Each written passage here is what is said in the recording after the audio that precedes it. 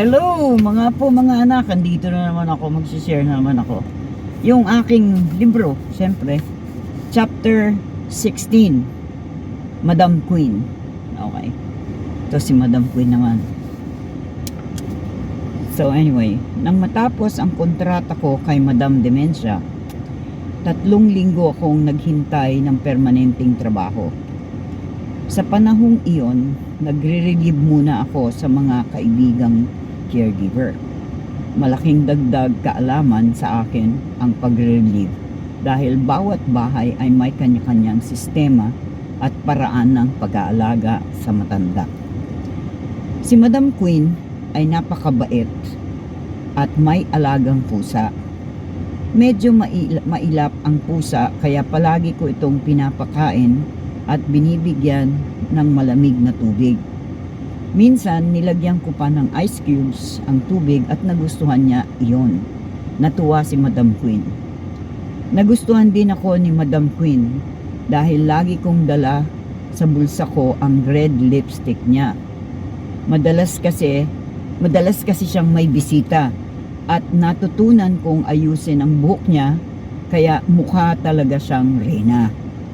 Isang araw, bigla niya akong tinawag at tinanong kung kaya ko raw paliguan ang pusa niya. Sabi ko kaya, pero mailap talaga ang pusa, lalo na kapag nararamdaman niyang paliliguan siya. Medyo mapilit si Madam Queen. Kaya hinuli ko ang pusa gamit ang malaking kumot at dinala ko sa banyo na may maligamgam na tubig sa bathtub. Kinulong ko siya doon. Nagulat ako dahil takot na takot pala sa tubig. Tumalon siya at humihiyaw para makaiwas. Narinig ni Madam Queen ang iyak ng pusa at agad niyang sinabi na alisin ko na ito sa tubig. Pinakawalan ko ang pusa at nagtago siya. Okay, nakakatuwa talaga yung experience na yun. Anyway, 3 araw siyang hindi lumabas sa pinagtataguan niya. Nag-alala si Madam Queen at palagi niyang pinasisilip kung buhay pa ang pusa. Buhay naman, na-shock lang. Pagkaraan ng 3 araw, bigla na lang tumabi sa akin ang pusa. Laking gulat ko. Hinimas ko siya at niyaya kong papunta sa kusina para kumain. Mula nun, bumait na ang pusa sa akin. Natuto pa siyang mga labit at mag-high five. Tuwang-tuwa si Madam Queen. Hindi, totoo talaga yun. So anyway, isang araw biglang nagkasakit si Madam Queen. Agad akong tumawag ng 911 at dinala siya sa ospital. Sumunod ako sa ambulansya. Sa emergency room, kinunan siya ng dugo at isinailalim sa iba't ibang test. Pagkaraan ng halos 2 oras, lumabas ang resulta. May MRSA si Madam Queen, MRSA, infeksyon sa dugo. Kinailangan niyang manatili sa ospital ng ilang araw upang mabigyan ng tamang antibiotics. 90 na taong gulang na si Madam Queen, kaya kailangang maagapan agad ang kanyang kalagayan. 5 araw na natili sa ospital si Madam Queen, ngunit pag-uwi niya lalo pa siyang nanghina at natulog ng mahigit 27 oras. Nag-alala kaming lahat. Ang dalawang anak niyang babae ay pinayuhan ng doktor na ilagay na siya sa ilalim ng hospice care. Dumating ang nurse at sinuri si Madam Queen. Wala na siyang input at output at nanginginig ang buong katawan niya. Sinimulan na siyang bigyan ng comfort medicine at oxygen. Sa loob ng 18 oras na maalam na si Madam Queen. Napakalungkot dahil naging maganda ang aming samahan. Tunay na mabait si Madam Queen, pati na rin ang kanyang mga anak. Ako ay nabiyayaan nila ng sasakyan at kaunting pera na ginamit ko sa aking unang bakasyon sa Pilipinas makalipas ang 16 na taon. Binigyan din nila ako ng round trip ticket. Napakabuti ng kanilang pamilya at dalangin ko na lalo pa silang pagpalain ng Panginoon. Pagninilay, reflection. Sa buhay ng isang caregiver, may mga pagkakataon na maliit na bagay tulad ng pag-ayos pag-aayos ng buhok, paglagay ng lipstick, o pagbigay ng dignidad sa isang matanda ay may malaking kahulugan.